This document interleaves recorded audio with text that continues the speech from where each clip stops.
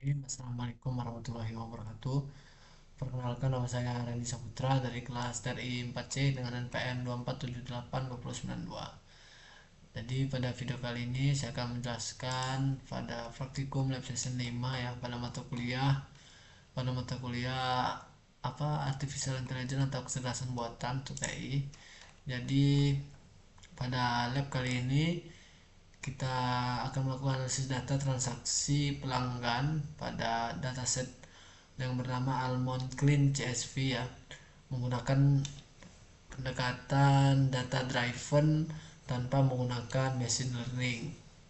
Jadi pada praktikum ini fokus utama kita adalah memahami struktur data, lalu kita akan melakukan pre-processing serta menemukan pola yang dapat membantu kita untuk mengambil keputusan. Nah, dari sini ada langkah-langkah praktikumnya 1 sampai 6 ya, kayak yang akan kita lakukan pada video hands on, yaitu menunjukkan, menjelaskan, dan menjawab pertanyaan analitik dari setiap praktikum di atas ya. Oke, di sini saya sudah ada file dengan extension IPNB. Kita zoom dulu ya, jelas. Nah, sini ada step 1 yaitu data understanding. Untuk data understanding ini yaitu kita melakukan adalah pertama kita memahami dataset atau struktur data ya, serta jenis fitur yang tersedia sebelum kita melakukan analisis. Nah, di sini menggunakan dataset yang di-download dari sini, teman-teman. Dari Kaggle ya, kayak sini saya udah download ya. Saya udah menjalankannya karena sinyal saya nge-lag di sini. Nanti akan saya tunjukkan bersama outputnya aja. Nah, buka aja lemot.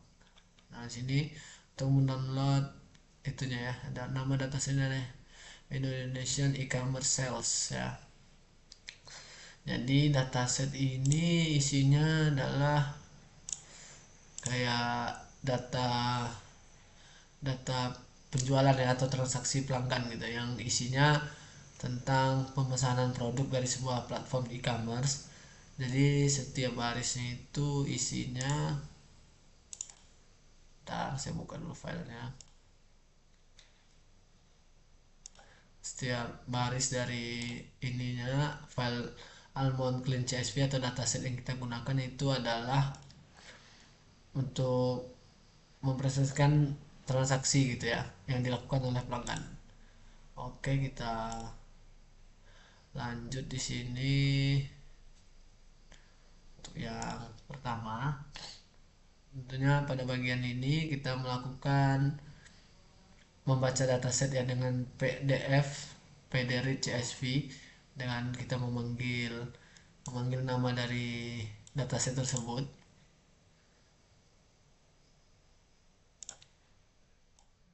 Sinyal muter-muter, astagfirullahaladzim.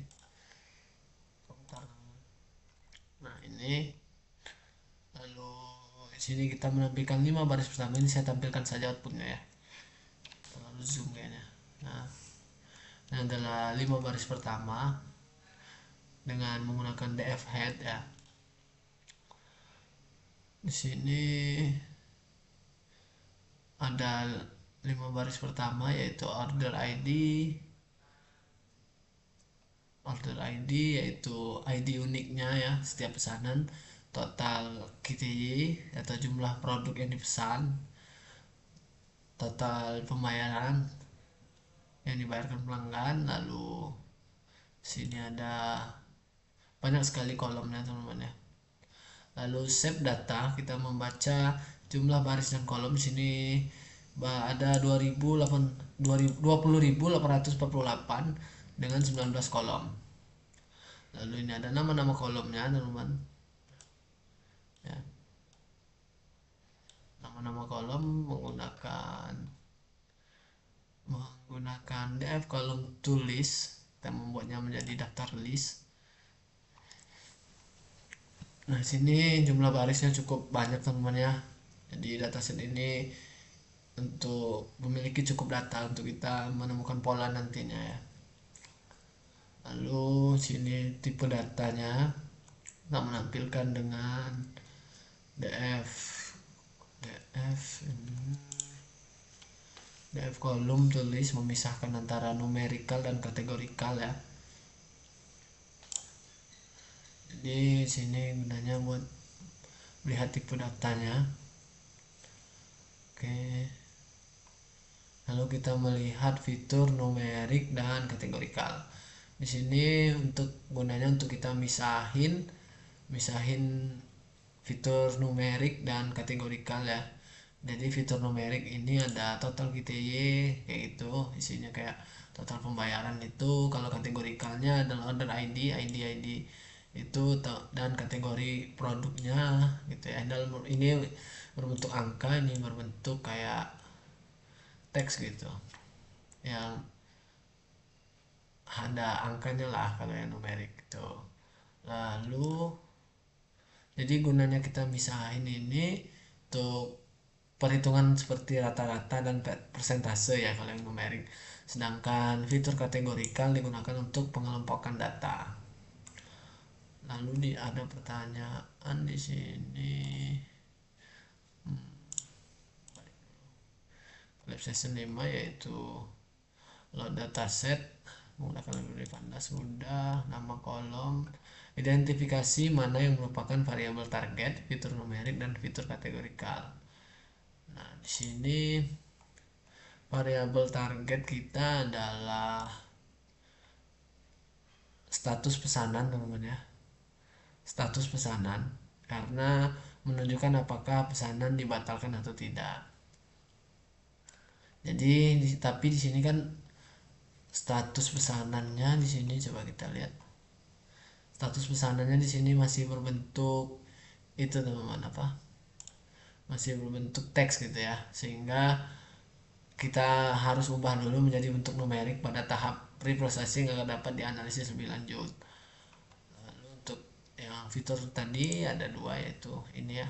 Udah kita pisahin kayak tentang pembayaran lah pokoknya, tentang duit pokoknya kalau yang numerik ini. Kalau yang fitur kategorikal ada ID pesanannya, kategori produk, status pesanan yang berbentuk teks gitu. Oke. Next kita lanjut ke lab session. Step 2 data preprocessing.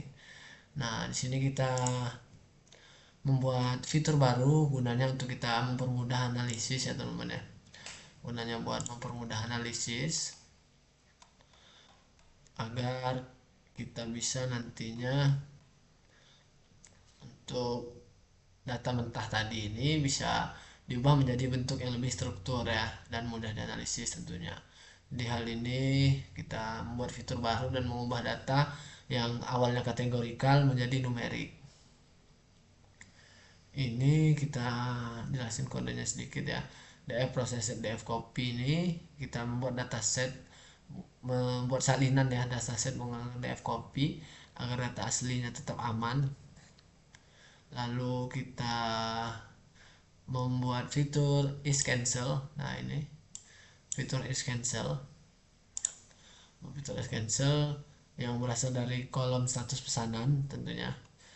Yang pada dataset awalnya status pesanannya masih batal dan selesai yang kita lihat tadi di sini. Batal dan selesai. Dan lalu kita ubah menjadi misalnya kan kita menganalisis menjadi numerik. Ini diubah kayak jadi kalau dia if 1 dia di 1 jika pesanan dibatalkan, 0 jika pesanan selesai gitu diubahnya ya. Oke, selanjutnya fitur is COD. Fitur is COD ini untuk mengidentifikasi apakah metode pembayarannya menggunakan COD. Dia sama seperti sebelumnya, kalau dia COD dia 0, kalau dia menggunakan COD kalau dia menggunakan COD dia 1 outputnya, kalau dia 0 dia bukan COD.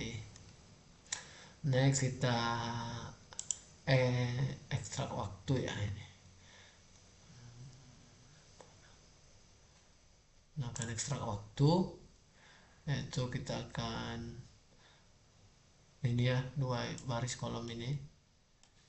Nah, ini kodenya itu mengubah kolom waktu menjadi format datetime agar kita bisa mengambil jam pemesanan menggunakan date hour.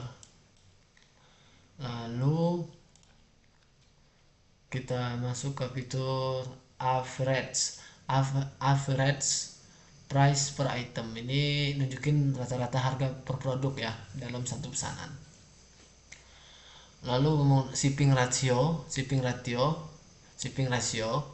Jadi fitur ini menunjukkan perbandingan antara ongkos kirim dan pembatalan ya, dan total pembayaran.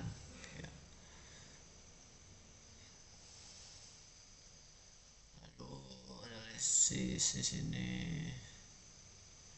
Lalu kita memprint, kita tampilin status pesanan selesai ya. Is cancel 000, berarti yang dibatalin itu cuman satu. Lalu COD nya ada sini, COD metode pembayarannya kan ada satu, dan yang non COD ada dua di sini ya. Lalu is cancel, yang di cancel ada satu, yang tidak di cancel ada 4 ini teman-teman ya. Dan menyimpan dataset baru yang sudah disimpan teman-teman.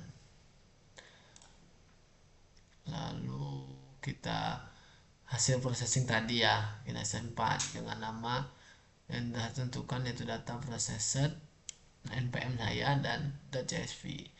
Ini digunakan untuk analisis berikutnya. Oke, selanjutnya simpan dataset udah ya.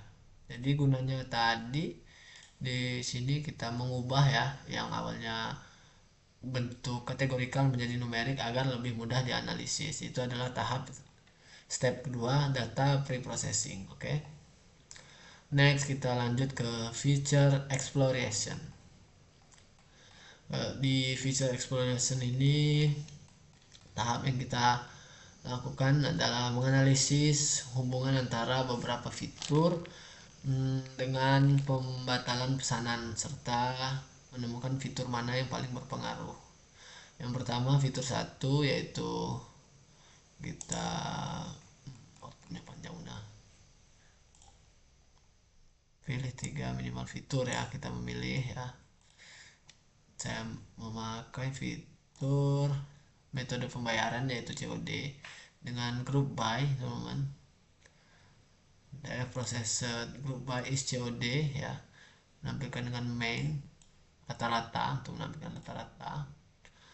Lalu dari hasil ini diperolehnya ini ya, COD versus cancel. Non COD adalah 0,138 dan COD ini SCOD 0,138 dan is cancel 0,133 teman-teman. Tipenya float ya. Artinya di sini maksud output ini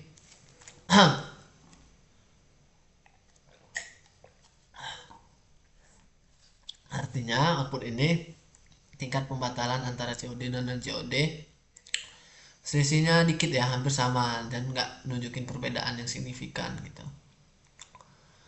Nah, selanjutnya fitur yang saya pilih selanjutnya yaitu ongkos kirim ya. Lewat kode ini masih menggunakan group by ya, ini dia processed dan outputnya adalah ini teman-teman, ongkir versus cancel. Hasil yang diperoleh kita ini adalah ongkir mahal adalah 0,159 ya, dan ongkir murahnya 0,101. Lalu jadi untuk yang ongkir grup ini, bahwa ongkir mahal memiliki tingkat pembatalan ya jauh lebih tinggi dibandingkan ongkir yang murah ya, umumnya lah COD. Lanjut di sini fitur 3, kita menggunakan jumlah produk yang masih menggunakan group by.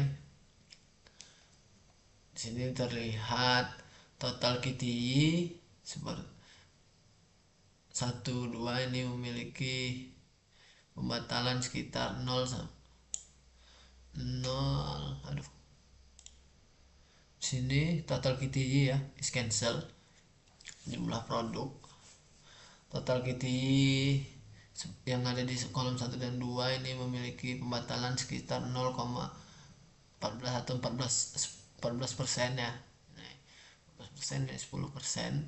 Jumlah yang lebih besar nunjukin nilai yang enggak stabil. Bentar. Nah, ini.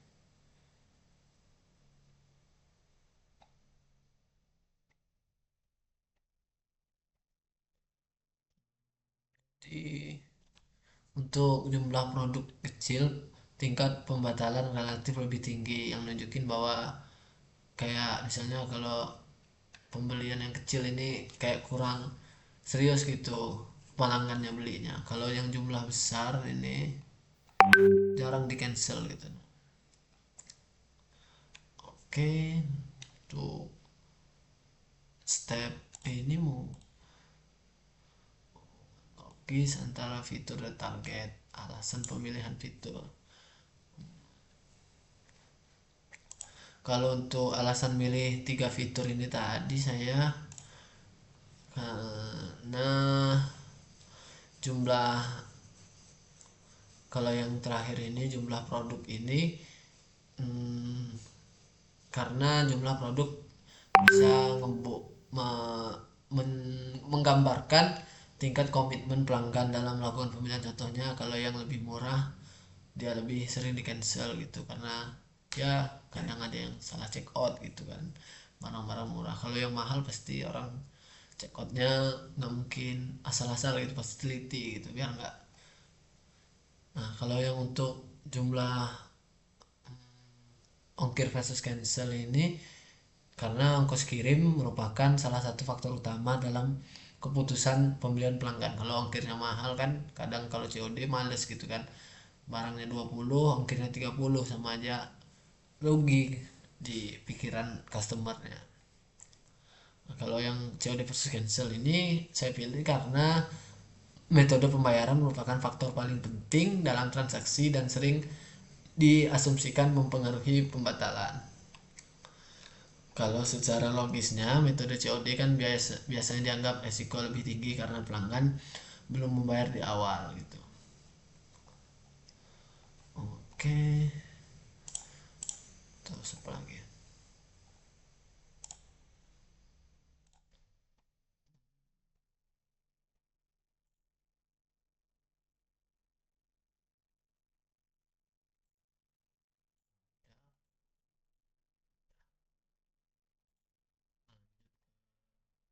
Step 4 analisis pola ya.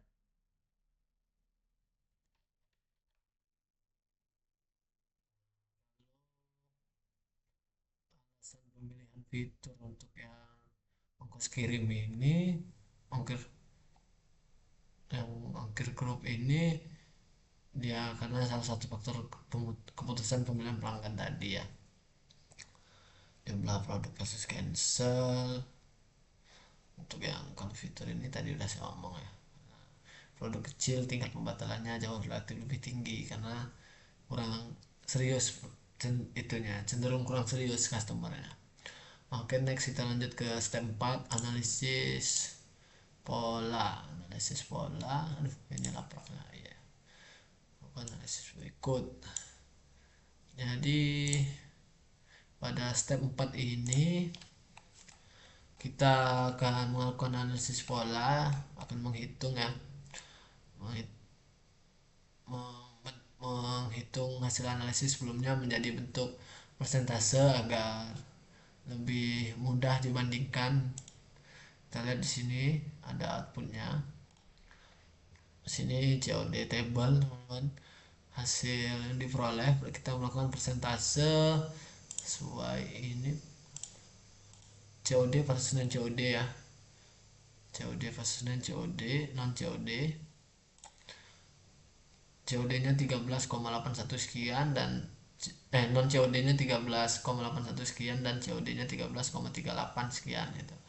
Jadi perbedaan antara COD dan non COD sini ada sekitar ya 0,4% ya. Jadi nunjukin kalau metode pembayaran tidak memiliki pengaruh yang begitu besar terhadap pembatalan pesanan gitu. Walaupun juga COD ini sering dianggap resiko, data yang nunjukin dalam kasus ini perilaku pembatalan hampir sama gitu ya antara non COD dan COD. Soalnya kan non COD juga bisa dibatalin gitu kan, nanti di refund uangnya kalau yang sering biasa beli online. Selanjutnya di sini analisis ongkos kirim, ongkir versus cancel ya, ongkir grupnya, ongkir grup.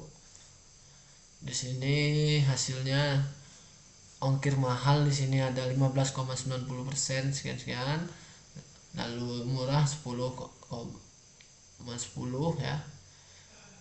Jadi ada kayak sekitar 5,8% ya di sini perbedaannya. Lumayan jauh, merupakan perbedaan yang cukup signifikan teman-teman. Jadi semakin mahal ongkos kirimnya, dan semakin besar kemungkinan pelanggan membatalkan pesanan karena total biaya jadi lebih gede gitu kan. Selanjutnya kita menganalisis jumlah produk teman-teman, menggunakan sama ya di sini. Jumlah produk kita tampilin di sini, terlihat total kitty 1 14,22, total kitty 2 10,85, 3 12,77 ya.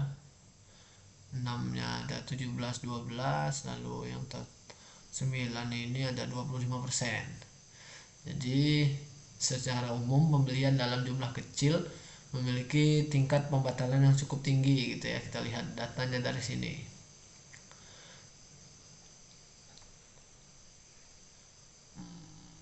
Jadi ada hubungan gitu antara jumlah produk dan pembatalan gitu ya. Jumlah dari data ini jumlah produk ini ada pengaruh. Kalau dia lebih kecil itu pembatalannya cukup tinggi gitu sebenarnya.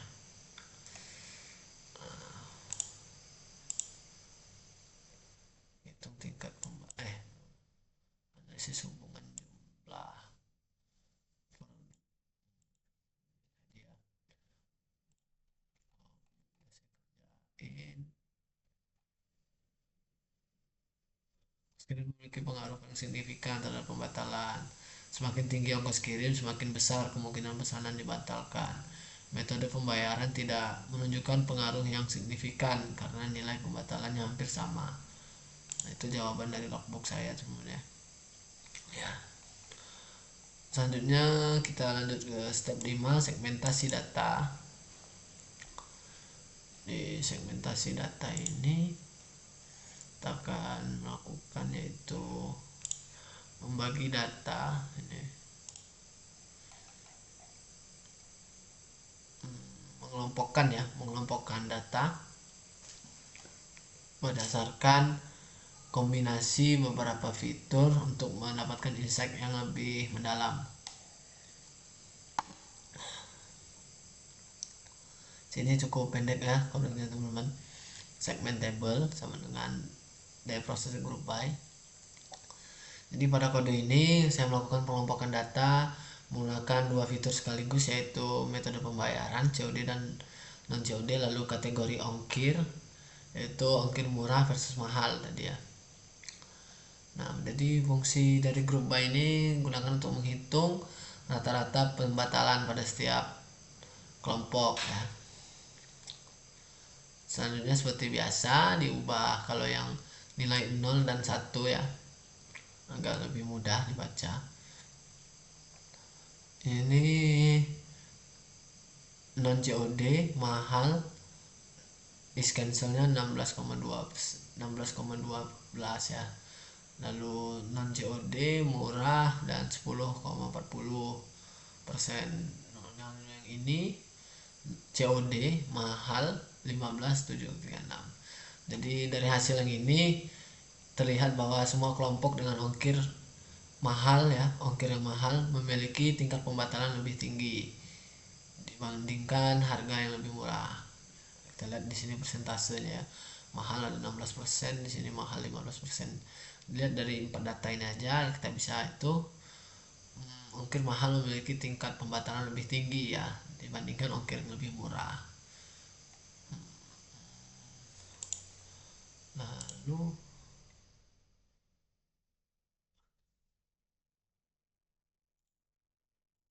bagi data risiko pembatalan lebih tinggi tadi ya, yang ongkir lebih mahal tentunya.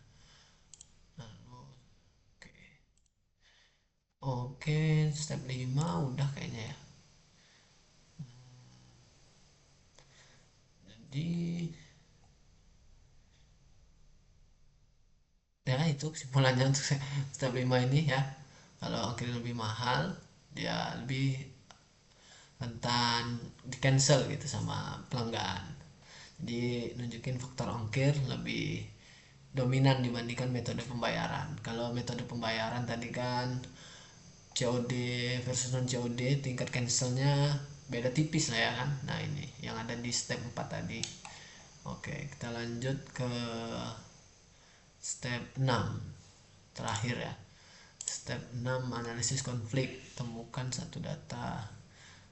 Oke, ini step 6 kita. Jadi di step 6 ini kita akan itu teman-teman apa, menemukan data yang sesuai dengan pola umum ya, serta data yang bertentangan dengan pola tersebut. Nah, satu data yang sesuai dengan pola umum dan satu data yang bertentangan. Kalau yang ini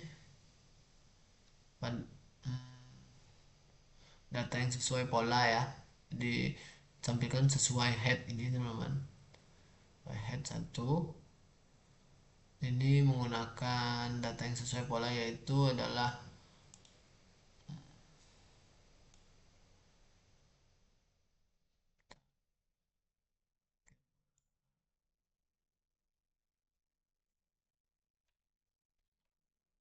oke, kita tadi ada sedikit gangguan teman-teman. Nah, di step 6 tentunya yang tadi kita akan melakukan analisis atau menemukan data yang sesuai dan bertentangan ya. Pertama, sesuai DF proses dengan menampilkan DF sesuai. Nih, di sini ada data yang sesuai, yaitu mulai dari semua kolom ditampilkan di sini dan mengambil salah satu data ya, dengan order ID, total, beratnya, diskon 0, kategori, status pesanan ya, status pesanan, alasan pembatalan, opsi pengiriman, total pembayaran, ongkos kirimnya 16.000 ya. Di sini dilihat dari data ini ya, dari output yang kita hasilkan yang sesuai ini, terlihat itu sesuai dengan hasil analisis kita di step-step sebelumnya, yaitu semakin mahal ongkir semakin besar kemungkinan pesanan dibatalkan ya. Selanjutnya di konflik ini yang data yang bertentangan, kita buat dengan konflik ya, display konflik head sama menampilkan semua kolom dari dataset. Order ini yang dipesan kategorinya celengan, lalu dengan total pembayarannya 38.000, ini adalah COD pastinya ya. Opsi pengiriman cashless, oh udah bayar dibatalin. Nah, ongkirnya adalah 10.000. Kalau yang data konflik ini adalah data dengan ongkir mahal tapi pesanannya nggak dibatalin. Dari hasil kita tadi ongkir 10, kategorinya mahal tapi di sini nggak dibatalin ya, soalnya is cancel. Mana is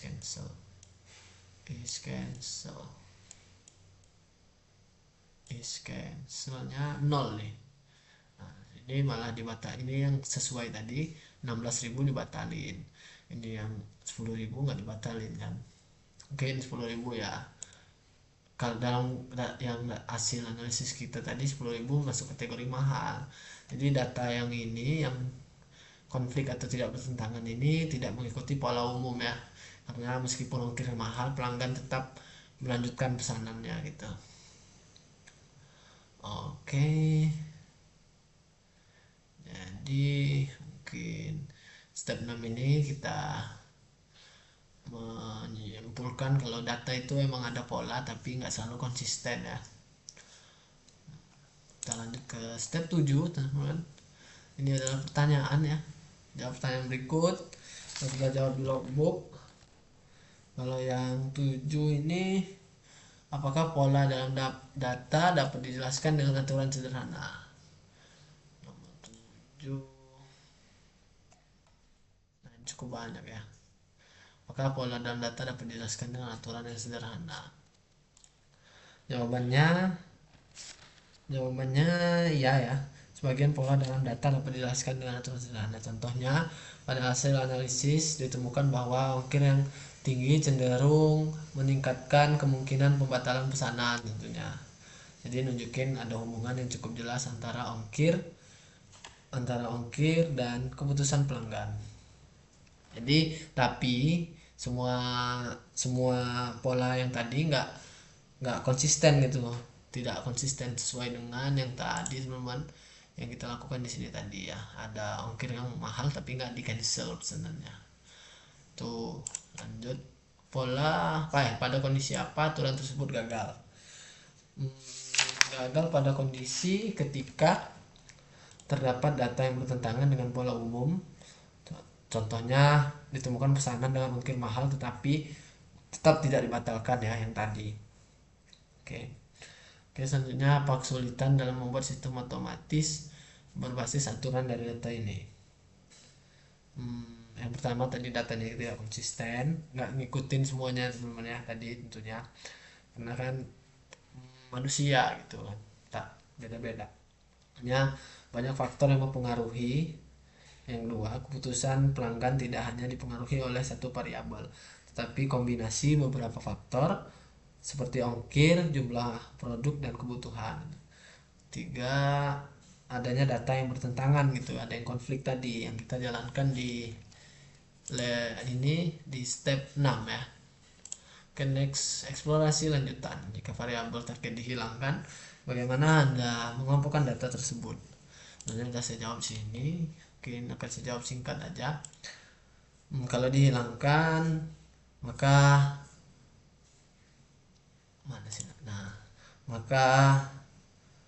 maka data tidak dapat dianalisis untuk memprediksi pembatalan gitu ya.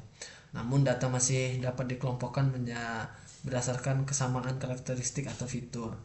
Pengelompokan dapat dilakukan dengan menggunakan beberapa fitur penting, yaitu pertama pastinya COD dan non-COD atau metode pembayarannya, lalu ongkir yang murah versus mahal, dan jumlah produknya sedikit atau banyak gitu.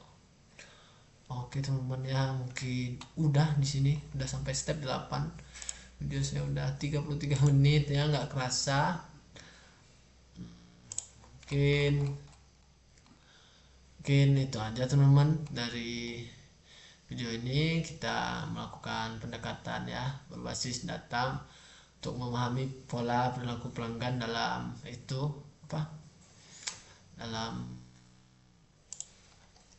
dataset ini Almond Cleanse yang berisi data transaksi pelanggan gitu. Jadi dari hasil analisis temukan faktor ongkos kirim memiliki pengaruh paling signifikan terhadap pembatalan tadi ya, dibandingkan dengan metode pembayaran maupun jumlah produknya. Oke, demikian penjelasan dari saya. Jika ada kesalahan saya minta maaf. Saya akhiri. Wassalamualaikum warahmatullahi wabarakatuh.